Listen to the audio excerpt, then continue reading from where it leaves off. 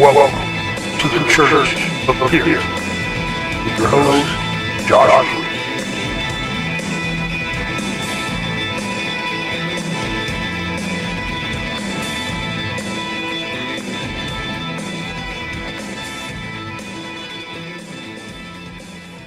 Welcome, ladies and gentlemen, to the first episode of the Church of Peart. Yes, that's how you say his name, Peart. Not Peart or Peart.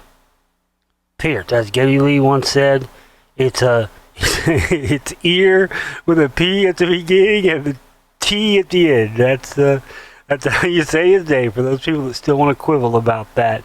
Yes, it's Peart. The Church of Peart. Welcome, ladies and gentlemen. This is episode number 1.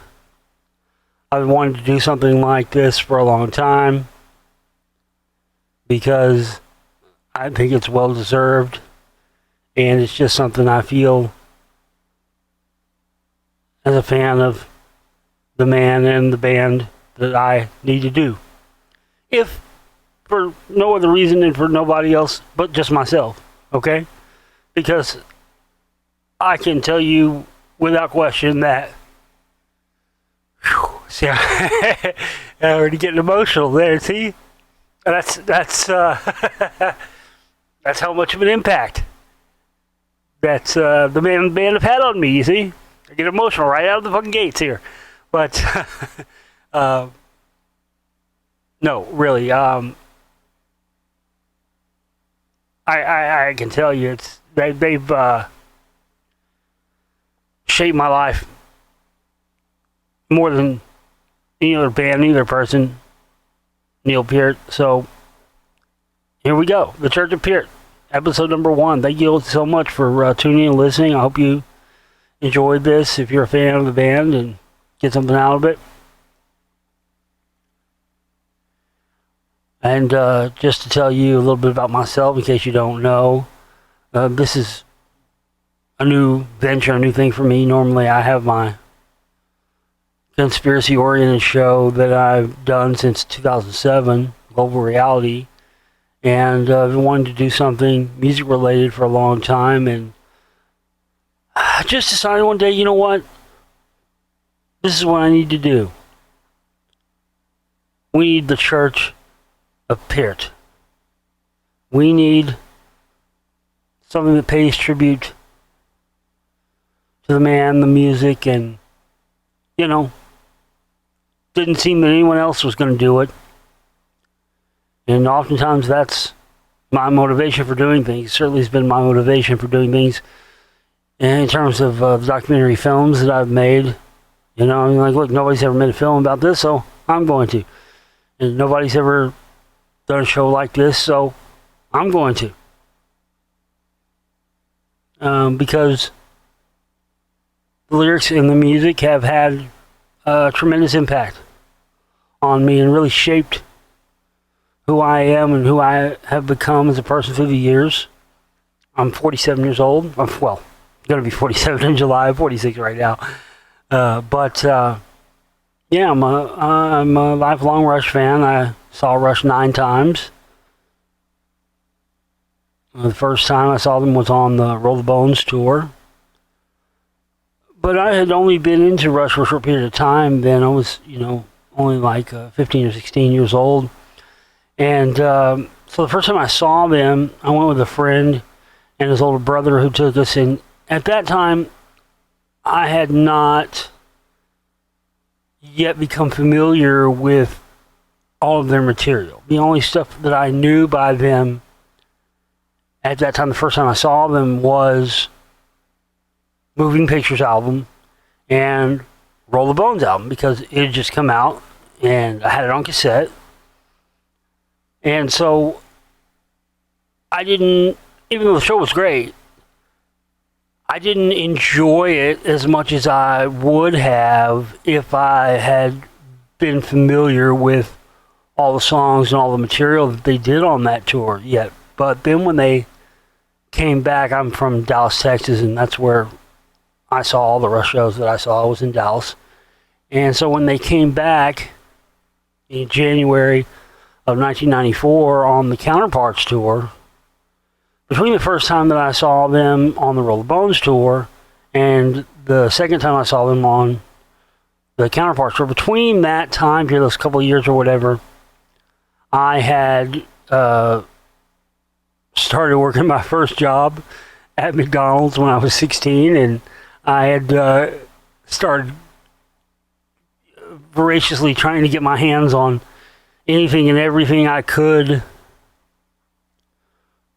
from Rush. And I remember I got the Chronicles collection, which was like a 2 CD sort of greatest hits collection, and even though it had songs on there that weren't even necessarily hits, but it was a best of kind of compilation. And so I got my hands on that and got in hold of 2112 and, you know, a lot of the stuff that they were featuring on the Roll the Bones tour that I was familiar with. I was knowledgeable about all of it by the time the Counterparts tour rolled around, and I was ready, man. I was ready, and it didn't disappoint. It's still, to this day, it's hard to put. It really is hard to pin down what was my favorite show, what was my favorite tour that I saw by Rush, because they were all great. But I have to say, probably the Counterparts tour for me, because that was the first time I saw them where I knew every single song they played, and I was familiar with all the material by then, and they were phenomenal. I mean, they were unbelievable. I don't have to tell you, of course. They were absolutely mind-blowing. I mean, it really was life-changing. It really was, because I came from a background more of, you know, punk rock and skate parks and you know, sort of minimalist musicianship, you know, where it wasn't about how many notes you could play or anything like that. It was just about the immediacy of the music, you know. Rush was the first band, and also around that time was when I first started playing bass and then guitar, and I'm a multi-instrumentalist musician. I play drums, I play keyboards, I play everything, but at every level it was all inspired by Rush all the way. But Rush was the band that made me realize, oh, it's okay. As funny as it sounds, before Rush, didn't think it was okay to be a good musician, because I came from that punk rock background of, you know, minimalist and sort of, you know, not really stressing musicianship a lot. And Rush showed me that, well, wait, it's okay to be, you know, you can be a good musician, but also at the same time, you don't have to play a million notes. I mean, that's the thing that always frustrates me about being a Rush fan, or always did frustrate me, because anytime in the past, hasn't happened in a long time, but in the past, when I would tell people that I'm a Rush fan, people would automatically go, oh, you like Rush, huh? You must be a Dream Theater fan. Then, no, I'm not. I'm not a Dream Theater fan. I've never been a Dream Theater fan, nor will I ever be a Dream Theater fan. Hey, if you are, that's more power to you. I'm not putting them down. I'm just saying, Dream Theater to me, I don't like that comparison with Rush, because Dream Theater to me just never had the songs, and it was more about how many notes you could cram into one song, and it really wasn't about the songs. The thing about Rush with their music is that, yes, while the musicianship was beyond strong and beyond competent, the songwriting and the tunes never got lost in how many notes per second they were trying to put in. You know what I mean? Even though, yes, they had lots of complex music and they had lots of technically complex parts and pieces in their music, at the end of the day, they still had good songs. And to me, that's the most important thing of any band or any musical output. You have to have songs. You have to have tunes. You have to have something people can sing along to. Otherwise, it's just wanky. You know, if you're just shredding and putting a million notes per minute in there, but there's nothing people can relate to emotionally lyrically and the rest of it and anchor to, then it's just wanky. And Rush never did that, but they so get lumped into that sort of world, like Dream Theater, where a million notes per second and all that stuff, and that was never the appeal of Rush to me. Like I said, yes, they did complex things, and yes, they had complex music, and yes, there's a lot of technicality in what they did, but it never got in the way of the songs or the music, or superseded the songs or the music in any way. And that's, to me, for my reasons, I mean, everybody's got their own reasons, but for me, and my own personal reasons, that was why they became my favorite band, was because, like I said, they showed me that, hey, it's okay to be a good musician. You don't have to be ashamed of that. And I know that sounds funny to some people, like, why would you ever think it's not okay, or why would you be ashamed of being a good musician? You got to remember what the times were like back then in the late 80s, early 90s, where everything that was being pumped down our throats on the radio and on MTV was stuff like, Warrant, Cherry Pie, and Round and Round by Rat. And look, I'm not putting any of that stuff down. If you're into that music, I'm not putting that down at all. All that stuff, to me, has a place, especially in music history, and there were a lot of great bands during that time. But I'm just saying, at the time, for me, as a teenager in the late 80s and early 90s, when that stuff was all over MTV and the radio, it wasn't my thing. I was never into those bands. I liked hard rock. I liked Led Zeppelin, and I liked Van Halen, and I liked Rush and Queen, and but I just was never into that sort of late 80s era rock of that people call hair bands and hair metal. Now, I don't like that term either, because it was more than that. But I mean, I get the sentiment, I get what people say when they say that, but that sort of hard rock era, I call it the mainstream. That was what mainstream rock was during the late 80s. Didn't appeal to me at all. I came from that background of Black Flag, and I didn't really even like music that much until I heard Black Flag at Jeff Phillips Skate Park in Dallas, Texas in like 1988, and someone had a boombox there, and it totally changed my life. And then when I was a kid growing up in Dallas, we had a wrestling promotion, professional wrestling promotion here called WCCW, World Class Championship Wrestling. And this is where a lot of the stars that would go on to be in the WWE later, WWF later, first started. And in particular, the Von Erich family, the Von Erich wrestling family, who I was a big fan of. And you had Kerry Von Erich from the Von Erich wrestling family during that time. And he was known as the modern day warrior. And he would come out into the ring, and you'd hear the Moog Taurus of, the intro to Tom Sawyer, and he would come out.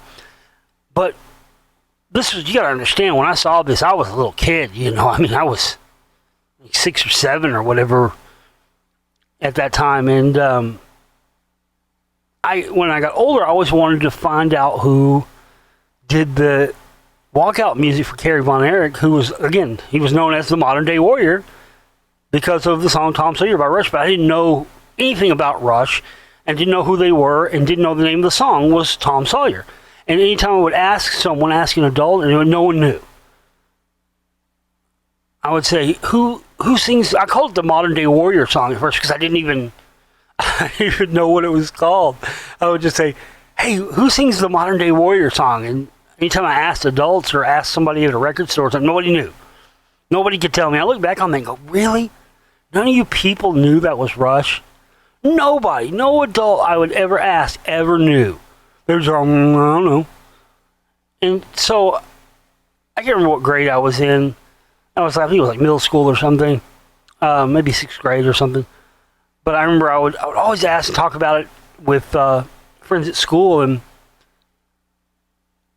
like I said, Kerry Von Erich was my favorite wrestler, and I would always ask people, anybody I could, about. We would talk about the Von Erichs. I remember we were at the lunch table one day, and we were talking about the Von Erichs. One of them had just died around that time. I can't remember which one it was, because there was so many tragedies in the Von Erich family.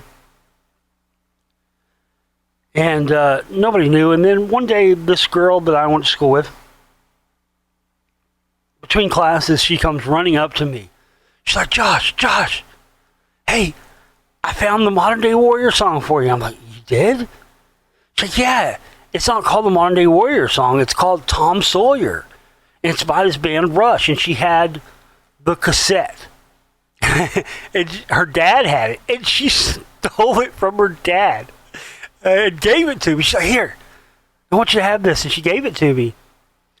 And I remember I took it home and put it in the tape player and immediately listened to it. And there it was. There's the swirling Moog Taurus intro. And there it is. And I was like, finally, oh my God, this is it. This is the Modern Day War song. This is what I've been looking for. And then I proceeded to listen to the entire Moving Pictures album. And that was it. That was it. I mean, that girl single-handedly changed the entire course of my life by giving me that stolen Moving Pictures cassette from my dad. Wherever you are, girl, thank you.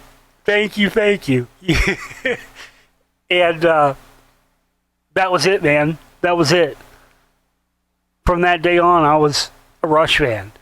And then a few years later, like I said earlier, a friend of mine and his older brother took us to see the Roll the Bones tour at Reunion Arena in Dallas, Texas. And like I said, it wasn't the life-changing thing that you might think it was the first time I saw them. A lot of people talk about the first time they saw Rush, how it blew their minds, and I'm sure a lot of people did have that experience, and that's very valid, but it just wasn't that experience for me because I had just not been exposed and heard enough of their material yet. I had not heard Hemispheres. I had not heard 2112. I had not heard Signals. I had not heard Permanent Waves. There was all this wealth of material that I had not even been exposed to yet. And so, like I said earlier, by the time Counterparts came around, I had devoured any and everything that I could get my hands on Rush-wise. So when they came out and they were playing, I think the second song they did was The Analog Kid from Signals, which I'd heard by that time, and still one of my favorite songs, favorite albums. And it was just the guitar solo. It just blew my mind to pieces, man. It just totally did. And that set list is just unbelievable. If you want to check out the Counterparts tour, there's the famous show, Bootleg. And not too long ago, I think last year it was, I did a remastered version, remastered audio and video of that. It's on my YouTube channel here. You can check it out. And when I was going back and watching that last year, when I was remastering it and going, looking at the set list they had done there, I just went, my God, no wonder my mind was blown. That set list was unbelievable on the Counterparts tour. And I loved the Counterparts tour album as well. The album Counterparts. I loved that album. I remember going to the record store in 1993, and the Counterparts album and Nirvana's album In Utero came out around the same time. If not, I could be wrong about this. I seem to remember they came out on the same day. If it wasn't the same day, it was, the same month. It was very close to one another. So when I went to the record store, and I didn't get a chance to go to the record store all the time because I kind of lived out in a rural area at that time, and there was no record store nearby, so I didn't get to go to one very often, so I kind of had to play catch. I had to save my money, save my lunch money. That's what I used to do. I would save my lunch money. I wouldn't eat lunch. I'd get like $2 a day for lunch or whatever, and I wouldn't eat lunch for a week, and I'd go home starving and, eat a bologna sandwich or something when I got home, because I would save my lunch money at the end of the week or whenever I could go, once a month or whatever. I would take all the lunch money I'd collected for that month and go to the record store and buy, if I couldn't buy the CDs, I'd buy tapes. But I remember I went to the record store and bought Nirvana In Utero and Rush Counterparts, which had both just recently come out, and I bought them at the same time. And I remember the guy at the record store totally making fun of me. Totally. Oh, he was relentless. He was making fun of me so bad. What are you doing, man? What are you doing? What are you thinking? You can't like Nirvana and Rush? That was something I got a lot through the years. The punk rock people always used to tell me, you can't like Black Flag and the Ramones and Pink Floyd and Queen. Yeah, I can, and I do. I've always had an like. That's just how I was raised, My dad was listening to Willie Nelson and, the Fabulous Thunderbirds and, and old blues guys. It was just, that was how I was raised. I wasn't raised to like one type of music. It's just not what I was around. So that, and to this day, that's how I am. My only criteria for music is it's good. And it moves me. But I can remember to this day, man, how relentlessly heckled I got by that record store guy. It's funny in retrospect. But I remember I was mad at the time. I was mad about it, I was really insulted. He hurt my feelings. I was like, no, I can like Nirvana and I can like Rush, even though they're on polar opposite ends of each other musically. One, was sort of like I was talking about earlier, that functional musicianship where it's not, about how many notes you can play or how great a musician you are, but it's about how impactful the song is and how it moves you and makes you feel emotionally. I can be into that, but I can also be into technical stuff that also moves you emotionally, like Rush. And that's the reason why I was never into bands like Dream Theater or any of the 80s, sort of shred stuff. I've always been a fan of songs. You got to have tunes, man. So I always used to say, tunes. You got to have tunes, man. Doesn't matter how great of a musician you are. If you don't have songs, if you don't have stuff that people can sing along to and hum along to and get stuck in people's heads, it doesn't matter. And I know a lot of people disagree with that, and that's fine. But I'm just telling you from where I come from, my standpoint. I'm not expecting you to have the same point of view or the same opinion as me. But I think the one thing that we can all relate to, whether you agree with my feelings about this stuff or not, is that we're Rush fans. And that's what I want this show to be about. And that's what I want the focus to be. I'm just trying to give you a little bit of a background, a little bit of information on where I come from and how I got into the band and what they meant to me and mean to me, And, yeah, I'll just never forget that. That guy, he was mad. That guy at the record store, he was literally mad. He was so mad because I was buying In Utero by Nirvana and Counterparts by Rush. And I'm just sitting there going, oh, they're both rock bands. They both have guitar, drums, and bass, and vocals. What's it matter? That was really my standpoint on it. I like both of their music. I can be into both those bands. And this guy was just acting like I'd committed a cardinal sin or something. I mean, he was really, really mad and upset. And he thought I was an idiot and I didn't know anything. He's like, you sure you're going to buy both of these? I'm like, yeah, man, I'm sure. This wasn't an accident. You know, I didn't accidentally pick up Nirvana's In Utero album and Rush counterparts and wander up to the checkout counter, you know, by accident. I mean, it was calculated. I came here to buy those two albums, you know, but it was just hilarious. I'll never forget how mad. I mean, this guy was like physically angry about it. He couldn't believe it. I mean, he was literally acting like I had defecated in the middle of the record store or something. I mean, it's so ridiculous to me now, but I'll just never forget how mad that guy was and how he just could not believe, he was so incredulous to believe that anyone could be a fan of both Nirvana and Rush. And I was, and that really sums me up and who I am in a nutshell, you know. It really does. Because, you know, if it's good and it moves you, what's it matter? You know, just like the people who used to give me grief for being a Pink Floyd fan and being a fan of punk bands like Black Flag and the Ramones and stuff like that.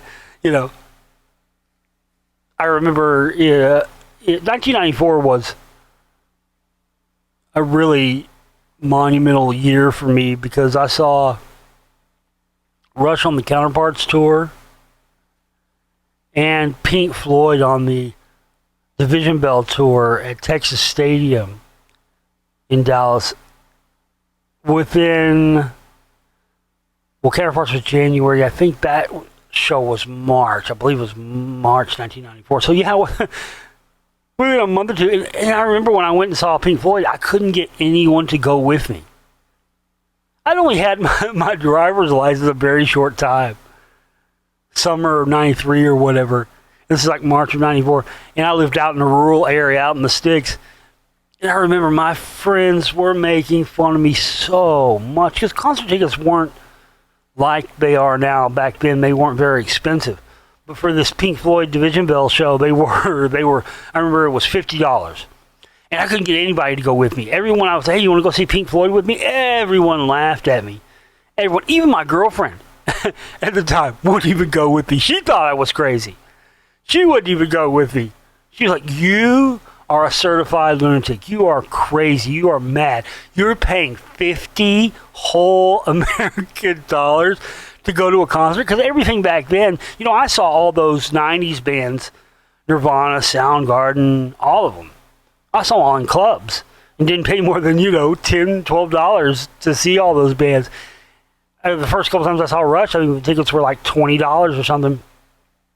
Here was this first time I'd ever been to a stadium show and had even heard of an opportunity to go to a show in a stadium at that time because, you know, I was a young guy. I had not been going to concerts for very long at that time. So this was the first time there was even a concert at a stadium that was available for me to go to in Dallas, Texas, was the Division Bell tour in 1994. And everybody, oh my gosh, everybody, all my friends at school, everybody was making fun of me so bad. My girlfriend, everything. You're paying $50 to go to a concert. You are nuts. I remember I had to drive. I had the crappiest old my car, as most first cars are. I had this 1979 Ford Fairmont. I remember, and I got made fun of so bad for it as well. And I remember I had these big, like, the big booming bass speakers. The whole trunk had 15-inch Terminator MTX speakers in the trunk. And I would, instead of playing like bassing hip-hop music or whatever, I would be, bassing Pink Floyd or Rush or something, And I remember I had to drive like 40 miles from the rural area I lived in to Dallas, where I'd never driven on the, busy highways or anything before. I was so nervous and scared. And I drove out all the way up from this rural area, and then I went to the stadium and walked what seemed like miles to get to the stadium from where I had to park at. And then I get to the show. And, when I was a young guy, it was in 1994, I was 16 going on 17 or whatever, 17 going on 18, whatever I was. And at that time, I had not experimented with any drugs yet. I Although everybody thought I had and thought I was, of course. Adults all thought I was on drugs and a druggie, so that I was not. They didn't come until I was out of high school. I didn't do any drugs, but of course I could smell the reefer, and I could see people that, I knew what tripping was. There was people, so everybody was tripping out, and, but it ended up being a life-changing experience. But both within like a month of each other that year, 1994, I saw Rush on the Counterparts tour and Pink Floyd on the Division Bell tour. And while at the same time, I was still going to punk rock shows and clubs and stuff. And I remember going to, I can't remember who it was that I saw, some punk band I saw. But I remember I was at this club seeing this punk band. And I had my Rush Counterparts tour shirt on at this punk rock show. And it's funny now, it wasn't funny at the time. But I remember I had to leave. I had to leave before the band that I came to see even went on. I saw the opener because literally people were trying to kick my ass. People were starting stuff with me, man. People were trying, seriously. People kept seeing my Rush shirt, and they were like, Rush, get the fuck out of here, man. What are you doing? Pushing me around and throwing me in the mosh pit and, like, throwing beer cans at me. It was wild. It was so wild, man. Just that idea that was always so foreign to me, and still is to this day, the idea that if you like one band or whatever, that to me that's as crazy as like if I'd gone to a Rush show with a punk rock shirt on and had a Rush fan say, "Oh, you can't like punk rock and Rush." And of course, a Rush fan would never say that. You know what I mean? Because that's just not what Rush and their fans have ever been about. I mean, if you know anything about Rush, you know that diversity and being eclectic in music, that's part of the fabric of who they are. They've incorporated all of those different influences, especially in people to this day still malign the 80s era of Rush. They call it the synthesizer era, and it's maligned. And I've always loved that era. It's never been a negative to me. But when I found out that Rush never referred to or thought of that era as the synthesizer era themselves, they themselves considered that and called that their new wave era.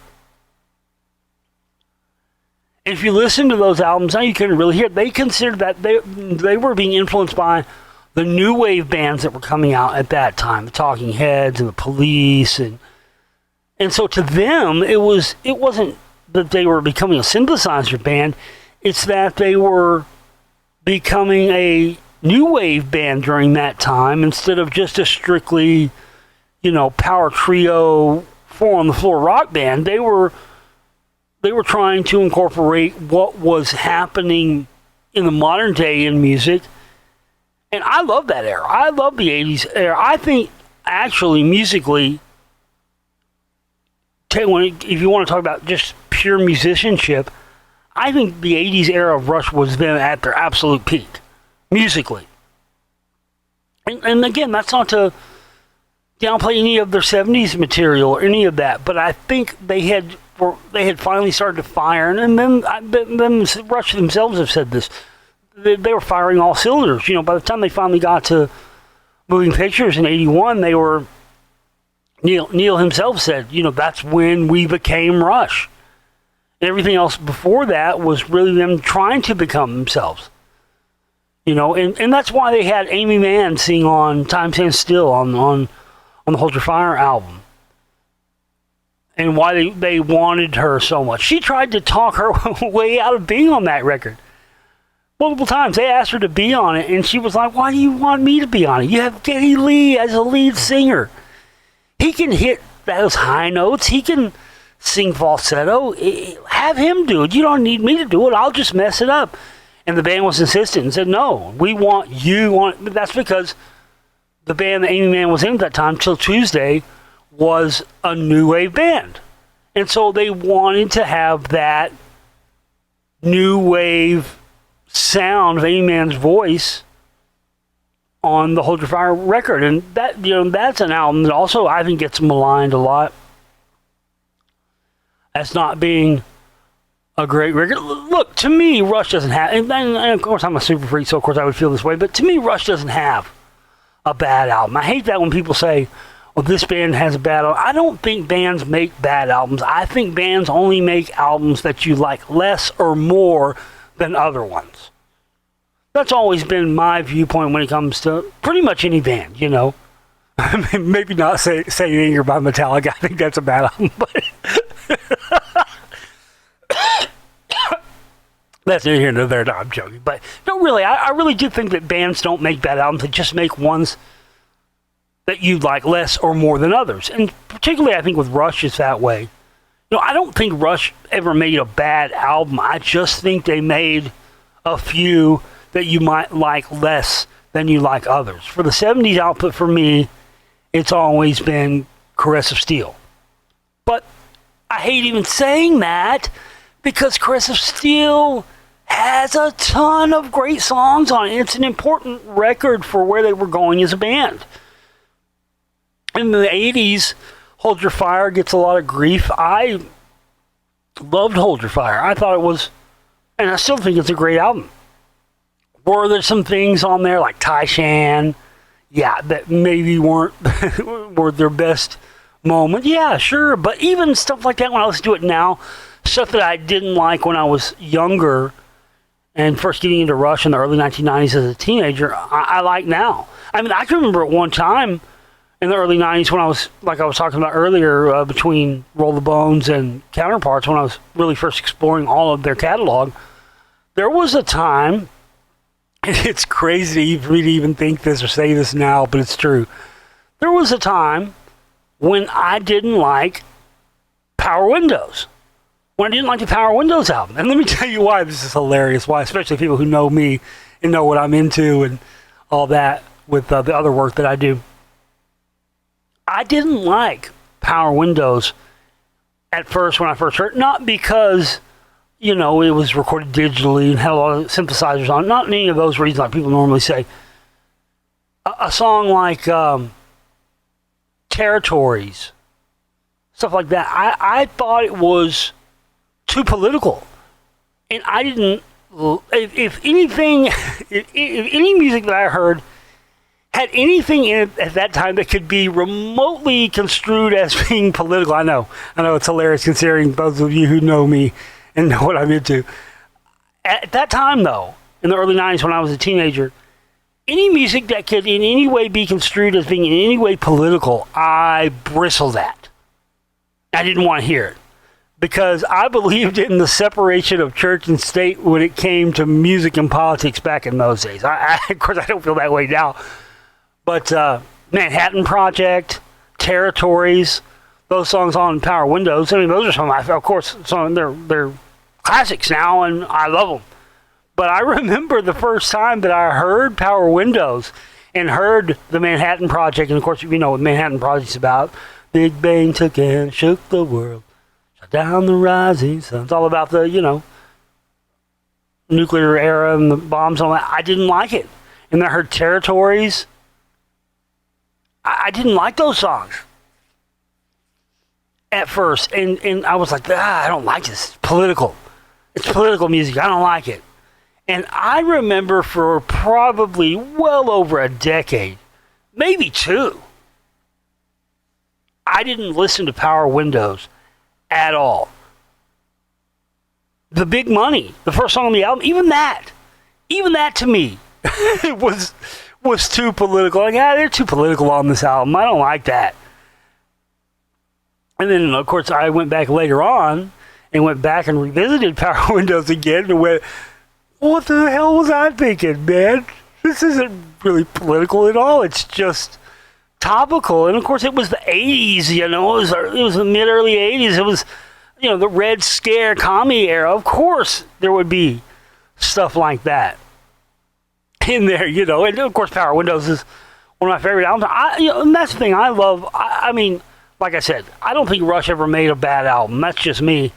I just think they made some albums that you might like less than others.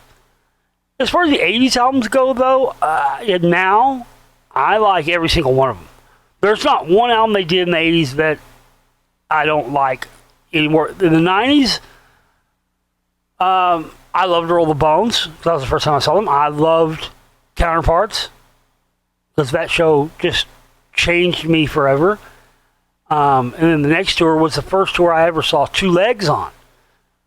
It was the first time they did Two Legs on a tour, at least in Dallas. And they came here and played twice on the Test for Echo tour. And I saw them both legs on the Test for Echo tour. And I remember a lot of people not liking that album when it came out. And then after the Test for Echo tour ended, Neil unfortunately had what happened to him with the loss of his family happen. And then Rush was gone for a long time. And so between, I want to say, late 1997, whenever it was the last time I saw them on the Test for Echo to the second time, between that time and probably like 2003, I wasn't listening to a lot of Rush. They kind of fell off the map for me because for the first time since I had gotten into music and been going to shows, there wasn't a new Rush album to buy or a show to go to. I remember they came out with the live album. Still my favorite live album to this day. I wish they'd come out with it on vinyl. They came out with the Different Stages live album. And I always loved that album because it was taken from the shows of the era that I went to when I first started seeing them. It was compiled from various shows, from like the Roll the Bones tour, the Counterparts tour, and the Test for Echo tour. And in fact, one of the songs on there, the version of The Trees, was actually recorded at Starplex Amphitheater here in Dallas at the show I was at. And every time I hear that song, I swear, it's probably all in my head, but I swear every time I listen to that live version of The Trees from that recording, I swear there's a part in there where you can hear me yell. And it's distinctly my voice, and you can hear it on the recording. Maybe I'm imagining it, who knows. But so it also had a legendary Hammer Smith Odeon show, I think from like '77 there too. That was really good. But so that was, once that came out, I listened to that, and then I wasn't really listening to a lot of Rush. And then 2003 or 2002, I think, maybe 2002, whenever it was. 2002, when they came out with Vapor Trails and they toured on that. That was the first album that Rush put out that when I first initially heard it, I didn't like it. I didn't like it at all. It's still not one of my favorite albums of theirs. That's not to say there aren't some good songs on it, because there are. I just didn't like it very much, and I don't like the way it sounded. To me, it seemed like when I saw them on the Test for Echo tour, they were at the peak of their musical powers. Like, all of the years of touring and making records up to that point really came to a head on that tour, because they did 2112 live on the Test for Echo tour. They did the whole album. And I remember how mind-blowing that was. And then, they weren't around for a little while because of what happened with Neil and his family. And then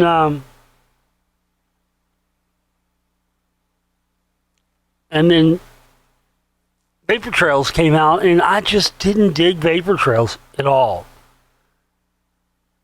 And I remember I was living out in the sticks at that time. Again, the second time in my life. And I went to visit a friend for like a week in Dallas. And she was taking me back out to where I lived, out in the sticks. And as we were going back out there, we heard on the radio and said, live tonight. The Vapor Trails tour, Rush. And I was like, what? I didn't even know. I hadn't even heard about it. They were even playing. They were playing in Dallas that night. And I was completely, totally broke because I'd been staying at my friend's house for like a week or so, and I'd spent all my money, you know. And I remember my friend going, you want to go? She wasn't even a Rush fan. She was like, you want to go? I'll take you. We can go right now. Let's go. And I was like, nah, I didn't want to burden her. You know, I knew she wasn't a fan. She was going to pay for the tickets and driving all that stuff. I just, you know, I was trying to be a good friend. I didn't want to. I was like, no. And I just, had I liked the Vapor Trails record, I probably would have taken her up on that. But I didn't. And you know what? Let's skip this one. And then they, the next year, 2003, they came out with the Russian Rio DVD for the shows they played in Rio de Janeiro, Brazil. And it had some of the songs from Vapor Trails on it. And then so when I heard those live versions on that DVD, Russian Rio, oh man, at that very moment, I realized what a mistake I had made, because I went, you know what? Why did I ever think that just because I didn't like that particular record as much as I like other ones, and again, it's not a bad record, it just seemed like they lost their know-how of making records on that. It sounded more like a demo tape to me than an actual polished and completed Rush album. And then later on, they came out with a remixed and remastered version, which you can get now, of Vapor Trails, and it sounds phenomenal. And so after that, I liked the album a lot more. I like it a lot more now than I did at the time. But at the time, that was the only album they had ever come out with during the time in which I was a fan of theirs and going to the shows, that I was like, I don't know, man. I don't really dig this. But it only was to do with, I just didn't like the way that it sounded sonically. It just didn't sound like a professional record. It sounded like a demo tape. But when they remastered it and remixed it and all that, they really made it sound like a, legitimate record. So if you hear the new remixed version, if you didn't like Vapor Trails initially when it came out, I would suggest going back and having a listen to the remixed version they did of it, where they really corrected all the sonic mistakes they had made the first time they put it out, And then that was 2003. And then next year, 2004, they came out with it was the 30th anniversary tour, and they came out with a covers album, which I thought was odd and kind of unique for Rush, because Rush was never, you never thought of Rush as doing covers, but it was a tribute to like the stuff they were listening to and playing in when they were first coming. This band was called Feedback. And it had the Shapes of Things, Yardbirds and all this, it had a lot of different good songs on there. And when I was first going to Rush shows, my brother and my sister were really young. And I remember saying, God, one day, when they're older, I'm going to take my brother and my sister to see Rush. And it's going to blow their minds. It's going to change their life the way it did mine. And so when the R30 tour came in 2004, I finally got to do that. And got to take my brother and my sister to the show, and it was an unbelievable show. Unbelievable tour. Still to this day, one of the best shows. And they were always good. I mean, unbelievable live band. The best live band there ever has been. And I saw anybody that I was able to see between like 1990 to now that I ever wanted to see. A lot of bands I didn't want to see, I haven't seen, but all the bands I wanted to see, I got to see. I'm very lucky, very grateful. But so So then, after that, they didn't tour or put anything out again until the Snakes and Arrows tour. And then the Snakes and Arrows tour came in 2007. And Snakes and Arrows is just a phenomenal album. Phenomenal album. Unbelievable. Phenomenal album. And I loved it so much. And they came, and me and my brother and my sister went to that. And there was a radio station here in Dallas at the time called 93.3 The Bone. And we had really good seats, and they happened to come up during the song, and they took a picture of us. And I remember, every time I see the picture to this day, I remember exactly what it was. I was mid-air drum. I was air drum, I'm a drummer, you know. So I was mid-air drum on Distant Early Warning, because Distant Early Warning, if I remember correctly, it wasn't initially in the set list when they first started that tour. And then they added it later on before they got to Dallas. So when they got to Dallas, I was expecting them to play. I'd seen the set list they'd been playing up to that point, but Distant Early Warning was not on there. And the shows I had seen them at previously, they had never played Distant Early Warning, and so they played Distant Early Warning, and I came unglued, you know, at the seams. So there was radio station came by and snapped this picture of the three of us. And we had like snuck in liquor and stuff. We'd snuck in Jägermeister. You look at the picture of this day, you can see my brother holding this cup of black liquid, which they did not sell at the venue, ladies and gentlemen. And I'm mid-air drum on just early warning in this picture. I look like I'm having an epileptic seizure or something. It's hilarious. But it was a great show. It was fantastic. And then they came back the next year, in 2008, on the second leg of Snakes and Arrows, and my sister and I went to that.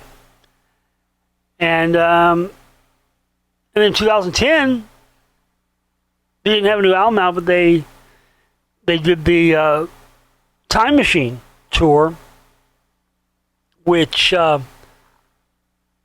was, you know, sort of like a what do they call those now? It was like a nostalgia tour. It wasn't a tour for a particular album or anything, but it was kind of like a greatest hits tour, you know. But they did, I think at that time, it was about to be the 30th anniversary of Moving Pictures, so they performed Moving Pictures in its entirety on that tour.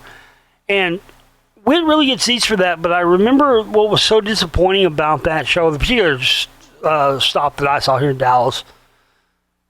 I don't know if everybody had the same experience. Certainly, I think the Live in Cleveland DVD they did was very good and sounded very good, but the live sound at the show that I attended in Dallas, the sound was horrific. It was horrible. And that was something Rush always had. They always had really good sound. And all the previous shows I had been to, they had terrific sound. And for some particular reason at that show, they either had a new sound guy or something. It was horrendous. I mean, Neil would do like a drum roll, and there was no definition or individual. It would just go, it would just get lost into a mix of mud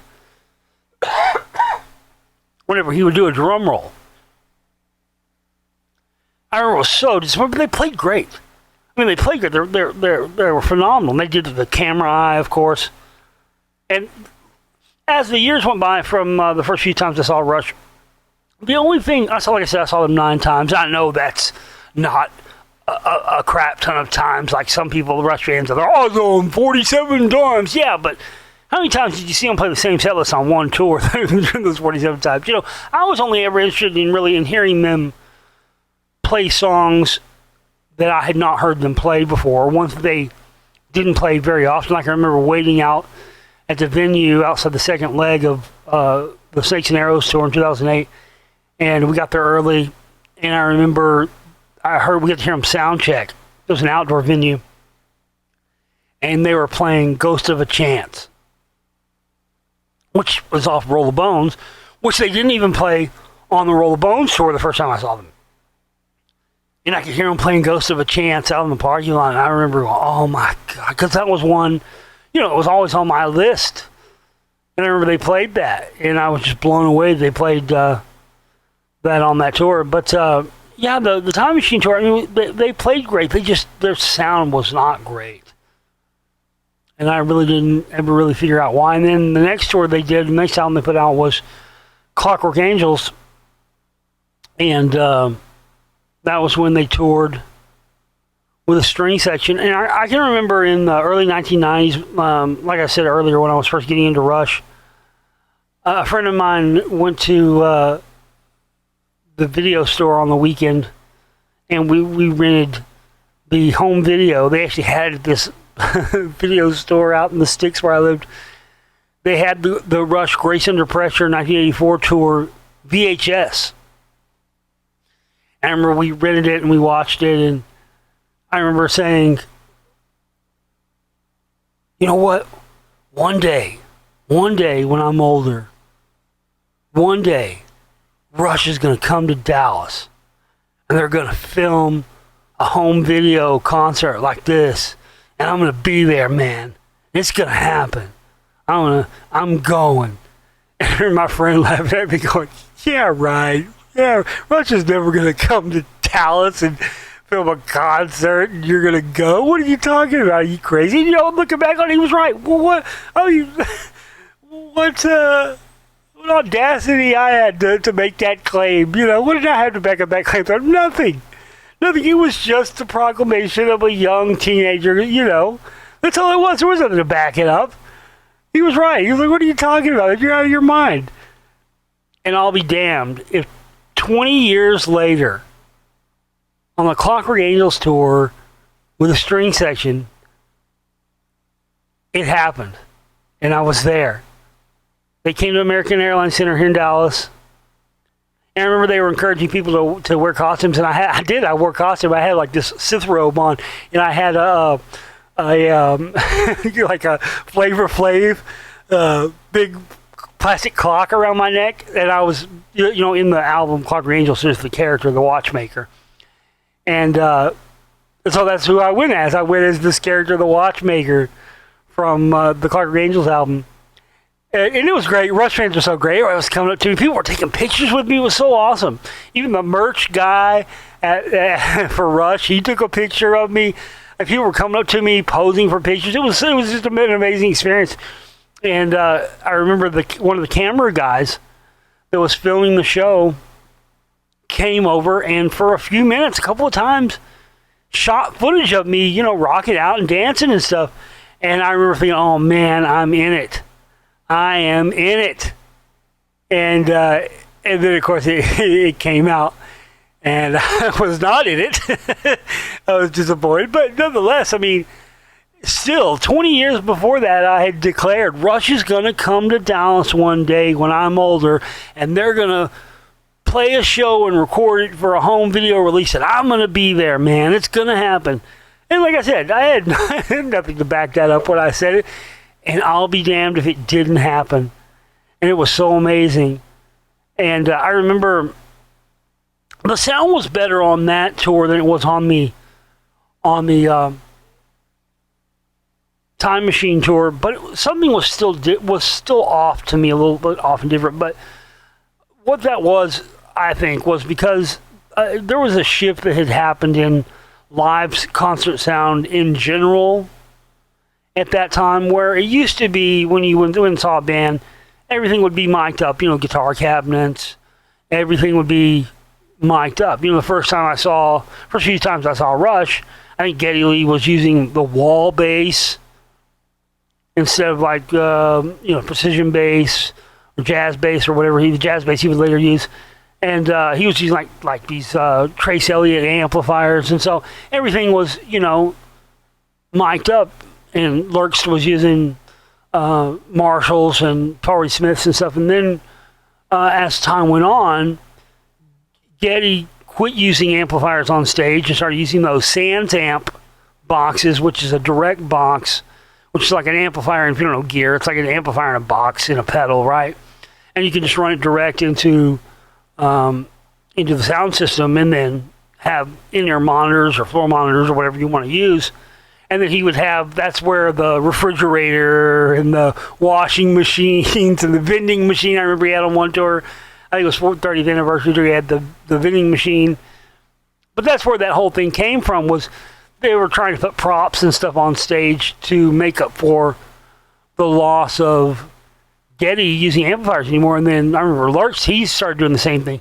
He did away with amplifiers. I remember, I think one of them, he had like a Hughes and Kettner amp that was like a fish tank or something, you know, because by that time the technology had progressed, and you know, emulators, which are now big and de rigueur in the music industry, they were just coming out then, where you don't even have to use real amplifiers on stage. You can have these modeling amplifiers that sound really close to the real thing, and then you can just plug those in direct, and then what you're doing, you're reducing the amount of volume on stage, which I think probably actually ended up leading to Rush touring and playing live as long as they did. I think, I mean, this is just speculation on what I know about music and gear and stuff, being a musician myself, but I really do think that that probably allowed Rush to tour longer than they probably would have, because I think Neil wanted to quit touring somewhere around Presto. He was talking about them not touring anymore somewhere around there. So, I mean, we actually got a lot more years of live tours out of Rush than I think we would have had the technology not changed. But there was a drawback in that also. Yes, it allowed them to reduce stage volume, so that way, you know, their hearing wouldn't be as affected, because, you know, decades of playing on stage every night in front of stacks of amplifiers, it takes a toll, man. It does. It takes a toll. And so I think around the time of the Time Machine tour, when, like I said, when the sound started to get, live sound started to get bad, I think, in my opinion, it was because you weren't hearing things where it was just a mic'd cabinet anymore. You're hearing everything direct. Another advantage of that, of plugging in these modeling amplifiers and whatnot directly into a PA system, is that with a microphone, when you're micing a cabinet, a microphone can only pick up the frequencies that that microphone is designed to pick up, right? So that's why you have different microphones. You have microphones there for, you know, you have a kick drum mic, you have different microphones that operate within a frequency of whatever. So sound engineers know this, whatever particular instrument it is. So if guitar, for example, is in sort of the mid-range frequencies, then you would use a microphone to mic those that are more in the mid-range. It picks up more in that range of frequencies, right? But when you're plugging direct, you're getting all of the frequencies that the guitar produces all at once. And in my, again, this is all my opinion. In my opinion, it became problematic for live sound during that time, because the sound engineers were still operating and running the soundboards the way they always had during the era when the cabinets were being mic'd. And so, you know, you would EQ and set the frequencies on the board differently than you would. And during the Clockwork Angels tour for the home video, which you can watch, by the way, Clockwork Angels tour live in Dallas, if you watch it, you'll notice that during the song Subdivisions, which they opened with on that tour, at the show, Alex's guitar completely cut out. And I think it was due to the fact that it was something to do with how he was, you know, using those modeling amplifiers and direct injection of the guitars instead of using the cabinets that were mic'd, you know. And, I mean, it was completely cut out for most of the song. And I was like, oh, I wonder how they're going to deal with that. And, of course, if you watch the home video, it never cuts out. It's perfect. Which means he obviously went in and, you know, in the studio later overdubbed that guitar part back in, because it just sounds perfect. But if you watch closely on the video, you'll see Alex pissed off, mad as hell. He goes, you can see him. He was on the side of the stage at his guitar take, screaming bloody murder. I mean, we were on the floor. I could see it, you know, at the show. I had never seen Alex that angry before. He was coming unglued, screaming at his guitar guy. And if you watch closely on the home video, you can see him mad and yelling at somebody on the side of the stage, but his guitar never cuts out. So when you watch it, you're just going, why is he yelling? Why is he mad? Because it just sounds normal. It just sounds like his guitar is perfect. But you had to be sort of those, you had to be there situations, and I was there, and that's why he's mad. If you watch that home video and watch on Subdivisions, you can see him yelling. That's what he's yelling about, because his guitar went completely out for the majority of the show. And the sound was pretty good on that tour. Definitely was better than the previous tour, the Time Machine tour, but it was still a little bit lacking. You just didn't, to me, I never liked that sound, still don't. I like the sound. If you're gonna play on stage with an amplifier, mic it. To me, that's how it's supposed to sound. Bass, it doesn't really matter. Bass is just low frequencies anyway. With guitar, there's a lot more different frequencies going on. There's the whole spectrum. High, middle, low, there's everything. With bass, it's just low frequencies. With guitar, it's completely different.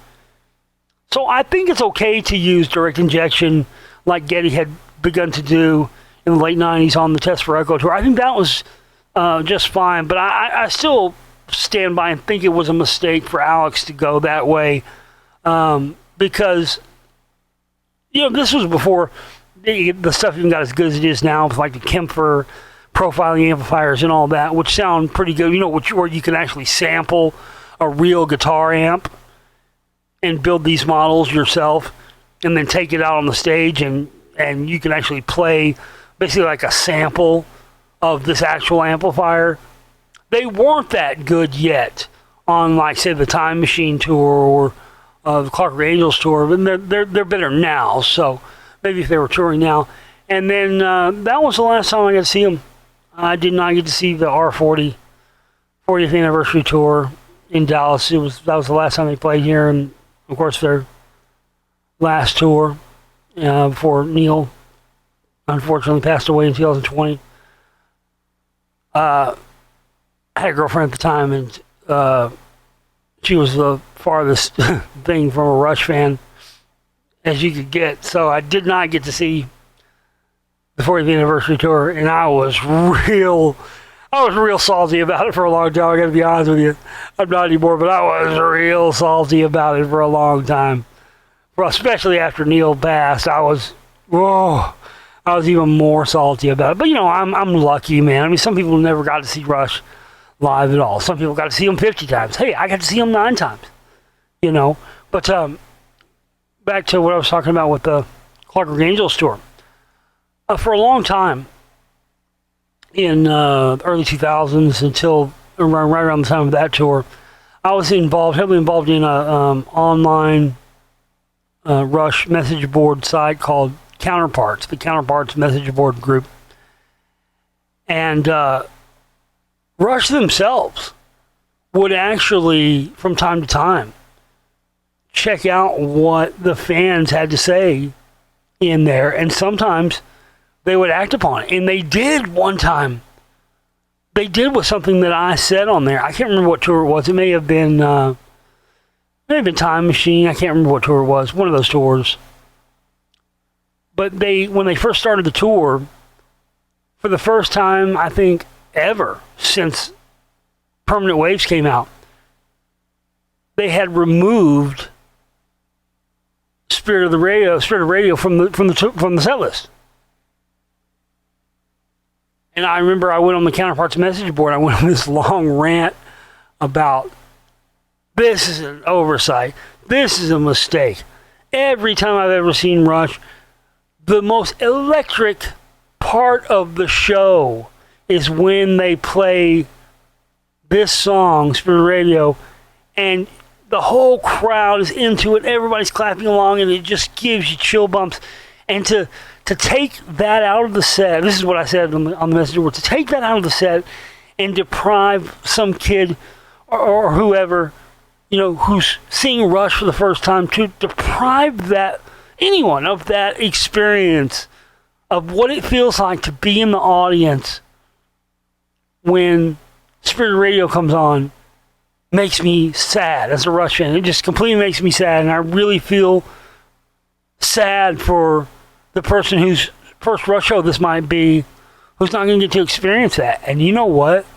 The very next show after I said that, and it could be a coincidence, but for the first, 10 shows of that tour, that song was not in there. I'm telling you, right after I said that and made that proclamation on the Counterparts message board, they put it back in the set list. And it remained there. They never took it out again for the remainder of their touring life. And I remember one of the people on the message board that time PM me saying, "Hey man, you did that." I'm like, "What are you talking about?" Like, you know you did that, right? I'm like, "Get out of here. What are you talking what are you talking about?" No, they read this page. I'm like, "Yeah, I probably did do it." No, he was like, "No, you did that. You did that. They saw that. They saw what you said about Spirit Radio, about depriving some fan of experiencing that song live, and they single-handedly put it back in the set list because of what you said." And I was like, "Wow, man," because I was pissed. Because it was. I meant it. It was such an electric moment. I couldn't imagine going to my first Rush show and not being able to experience that moment of concert hall. And the lights, the highlights come up and everybody cheers. It's such an electric moment, And the fact that they were depriving some new Rush fan of that was heartbreaking to me. And then before the Clockwork Angels tour came to Dallas, someone in the Counterparts message boards had put up a post about how. Well, before that, back in the early 90s, right around the first time I saw Rush, I was a big sports cards collector. Sports cards were huge in the late 80s, early 90s. And I was huge into sports cards. So one of the things I used to do is I figured out how if you sent a self-addressed stamped envelope with your card in it and addressed it to whatever player, put a little note in there to the player that you're a fan of, you could send a self-addressed envelope to the team, and they would autograph your card for you and send it back to you. And I had a ton. I had Troy Aikman from the Dallas Cowboys. I had Michael Jordan. Michael Jordan actually read my letter and wrote and signed an autograph for me. I had all the big sports cards at the time. And then I read this thing on the Counterparts message boards around the time of the Clockwork Angels tour that said that Rush would do this kind of thing, where if you sent a package with the return postage in it to the tour manager Liam Burt, that there was guys on the message board showing that it worked, they had done it, that Rush would actually read your letter and sign an autograph for you and send it back to you, even though they didn't really like to meet fans, particularly Neil. Of course, that's well documented. Everybody knows about that. But that if you sent something to the venue they were playing at, and with return postage, that they would send it back to you. So when I read that, I said, "Okay, I'm going to do it." And that was 30th anniversary of the Signals tour. 2012, when the Clockwork Angels tour happened. And Signals, to this day, one of my favorite albums of theirs. And so I did it. I sent in the Signals album with return postage, and I wrote a letter to. It wasn't really particularly. When I wrote this letter, I didn't particularly have. It was supposed to be really just to the band. I didn't really address it to any one person or Neil or anything, but there was some very specific stuff in there for Neil, in the letter I wrote. And, the year before, my father had passed away from cancer, and the week before he passed away from cancer, the week before, my uncle passed away from suicide. And so it was a very dark, depressing time for me, But through that dark, depressing time, I was listening to Rush. Particularly the song The Pass off of Presto, which was going to be the focus of this first episode, but it'll be the focus of the second episode. Each show on this new show, the Church of Peart, will highlight lyrics and albums and stuff. So next time will be Presto. But particularly the song The Past, I got to tell you, that song The Past, that song has brought me, I get emotional talking about, I'm sorry, it's brought me back from the brink. If I had $1 for every time it's brought me back from the brink, I'd be a billionaire, man. I'm telling you. If that's the profound effect, just part of the profound effect that Rush has had on me musically, you know. And so in this letter that I wrote with my Signals album I sent for them to sign, I put that in there to Neil. I told Neil about my father and my uncle passing away within a week of each other, and I said, I was listening to The Past, and the whole time when I was going through this dark stuff, I was listening to Rush, and The Past was helping me, and I said, I just kept thinking, look, if Neil can make it through what he made it through with his wife and his child dying right on top of each other. And my God, he made it back. He fought through. He didn't kill himself. He didn't give up. He made it through and he came back. And I put that in the letter, but if Neil can do it, I can do it, and that's what I said in the letter too, was that the one thing Rush always taught me, and the one thing Rush always said was that we're no different than our fans, and our fans are no different from us. We're the same. That's why Neil didn't like the adulation and stuff from fans, because he didn't view himself. It's us that viewed him as this demigod-like figure. He didn't view himself as that, so it made him uncomfortable to be viewed like that. It wasn't that he didn't like people or anything like that and didn't want to meet fans. He didn't like that feeling of adulation because he didn't feel like he deserved it. He felt like he's just a regular guy doing a job. And so in this letter, I put the one thing I learned from Rush was that, I've heard that you guys say before, if we can figure this out, if we're smart enough to figure it out, that everybody else can too, and we're no different. So I put that in the letter and said, if Neil can make it through what he made it through with his family dying, I can make it through what I'm going through, And I also told him about how one of his drumming home videos, I can't remember which one it was, that I had. I thanked him for demystifying himself, and I remember I used that exact terminology. I knew it was true, but I knew he would like that because he was a word guy, And I remember I specifically had that in the letter. I said, thank you for demystifying yourself, Neil, because on your home video, for the first time in any instructional video I'd ever watched, and I'd watched a bunch up to that time. I remember in the early 90s, I had a Brian May guitar one. And he would go, here's how you he'd shred these notes, you'd be like, oh, wait, what? There's no way I can play that. But on this Neil, when Neil would play it regular, they would slow it down and play it slow.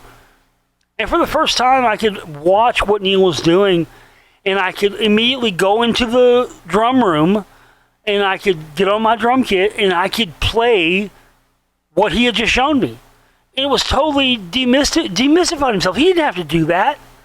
He could have just went on making everybody think he was some godlike drummer that no one else could touch or attain to. But he didn't. He didn't want that to be the reality. Neil wanted people to be able to do what he did. He didn't want to covet that to himself. He wanted you to do that. So I made sure I let him know that in that letter, thank you for demystifying yourself. Thank you for, I could go in and this stuff that I thought was crazy, wild, hard to play before, I actually could go in the drum room and play it.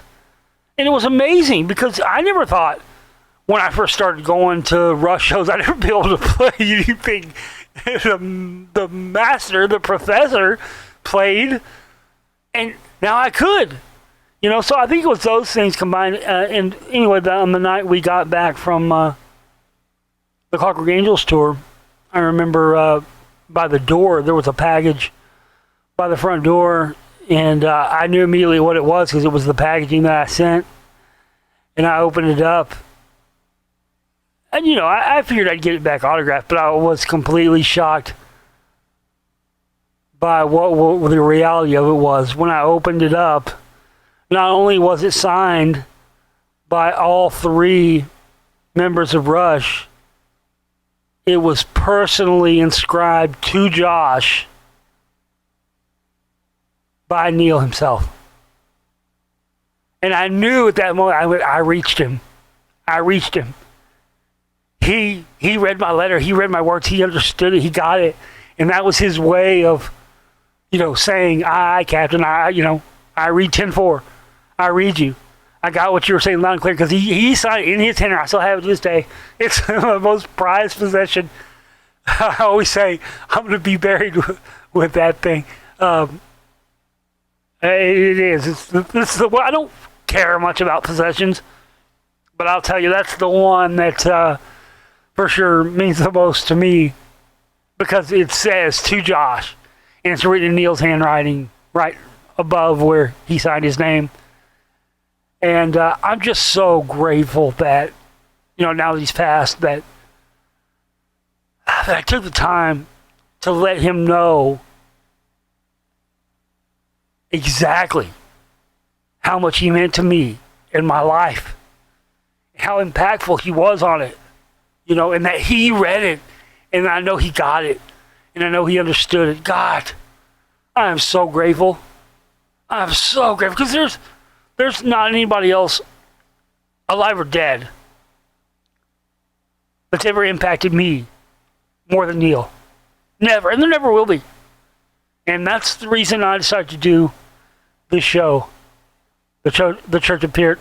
And yeah, man, this is it. And we'll have more episodes coming, and we'll get into lyrics and albums, and I'll relate more stuff to you that I feel, and from all my years, over 30 years of being a Rush fan now. And this feels really good. I gotta tell you, it feels so good to be able to talk about this. I'm glad I decided to do this. So I hope you guys enjoy, and this has been the Church of Peart, episode 1. And listen, I just want to say before we close out here, if you see advertising on these videos, that's not for me. That's YouTube putting on. YouTube actually demonetized me several years ago and didn't give me a reason. They won't allow me to monetize my videos on YouTube, but they will put ads on my videos that they make money off of. So all I ask is, if you enjoyed this show, please hit up our PayPal or Cash App and make a donation so I can continue to do this show and bring you more shows on PayPal. The email address for PayPal is dayglow76, DAYGLOW76 at yahoo.com. And if you use the Cash App, it's Reeves Radio, all lowercase, one word, Reeves, REEVES, Radio, Reeves Radio. That's the hashtag on Cash App. Please donate and help us offset the fact that YouTube won't allow me to monetize our videos, so we can continue to bring you more content in the coming days, weeks, and months and years. Okay? Well, that's it, guys. That's episode 1 of the Church of Peart. I hope you enjoyed it. Long live Rush. We'll see you next time. Take care.